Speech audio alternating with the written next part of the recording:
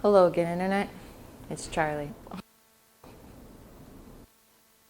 I am an artist living and working in New York City. One thing artists like to do is we do studio visits. That was when someone can visit my studio, I give them a tour, I show them some of my work. I can also do studio visits with other artists. It's when I get to see their studio and get a tour and see some of their art. Recently, it's the studio space of an artist who is teaching at the School of the Art Institute of Chicago, Ruth Poor. I was very excited to see Ruth's space. It was in a garage, and it was full of textures and materials and tools and equipment. It was just full to the brim with all kinds of creative things. Inside, Ruth makes pieces that are multimedia. So there's painting on them, there is textures, there is fabric, there is textile, there is sewing, there is embroidering, there's hand sewing, there's machine sewing. There's so much going on, and it was delightful to see. It was really rich in texture, and to see it in person just felt amazing. So I'm excited to show the studio tour I got to have with Ruth. Please enjoy it, like and subscribe for more, and there's a link to a lot of stuff related to Ruth below, so make sure you check it out. See you soon.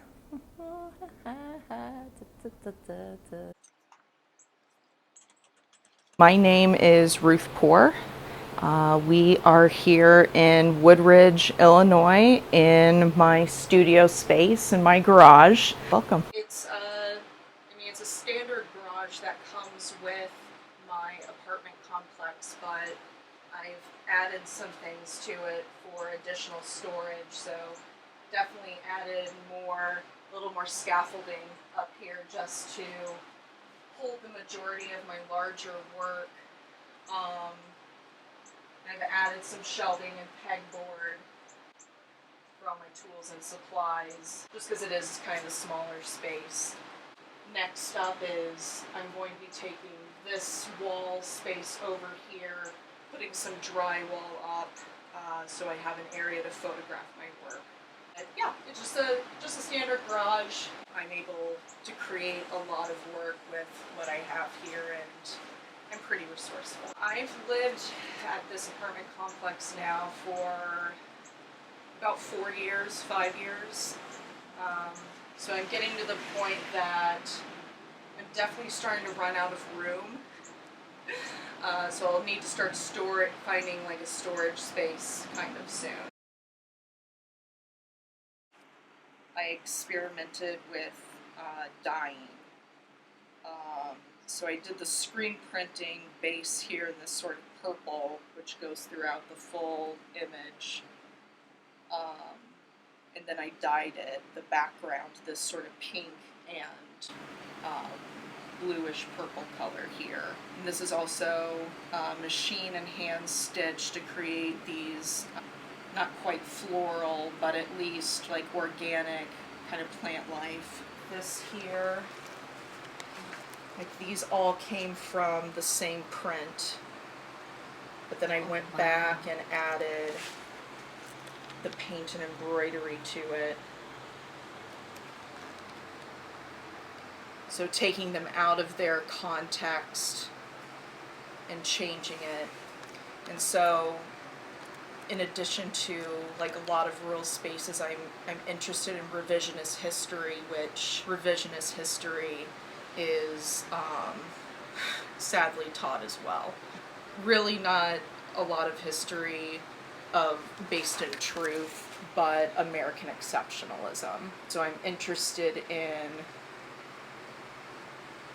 other than paint, making something that could represent erasure. Paint also can change these images. So I'm thinking of revisionist histories too. I didn't realize it, but when I was making this one, it came around the time that Kathie Lee Gifford had that photo of her beheading Trump. I think this is Kathie Lee holding Trump's head in this bag, I'm pretty sure. And I didn't realize until after. I was like, oh, she has her little red hair, and then there's Trump's head going into a little bag. There it is. What does it say? Novus Ordo Seclorum, which means New World Order. This is from the same print that that one's from. Okay. Oh, I see the colors are similar too. Yeah, so I used still that purple was part of the original kind of print, and then I pulled them separately like I did with those smaller ones, and then embellished them differently. But it still has screen printing, stitching, and paint. Oh, look at that good back bend. Yeah, someone playing Twister, I think. And I was like, that's good back bend. I like that. This is analog extruded plastic. They're like a hot glue gun, but you put in a piece of plastic, and then it melts the plastic down and spits it out, and you're able to kind of draw like a 3D printer would. That's what I did with this plate here too. I made the flowers for these with the plastic extruder, and then started painting it. Because I didn't pay attention to the plates for a long time, and then I started doing more research. It's pretty shocking to see how much violence is in these little plates of just like harassment of women. I found this one of like these children that look like they're playing, but they have a little girl bent over and they're spanking her. They all take place in rural spaces or someplace that's like outside in a garden, and there's something supposed to be animalistic about people who are from rural spaces as well. Decorative arts and how they accessorize the rural and poor people is very interesting to me, especially being from a rural space. It's sometimes poking fun at it, but instead of, I don't know, anyone doing anything about it, it's like, oh, we're just going to make artwork about this funny thing that happens in rural spaces, these uncultured, like, people. It's hard for me because I want to talk about that, but I don't want it to be some sort of, I guess, scapegoat that I'm harping on, that all people from rural spaces are these just terrible people, which isn't true.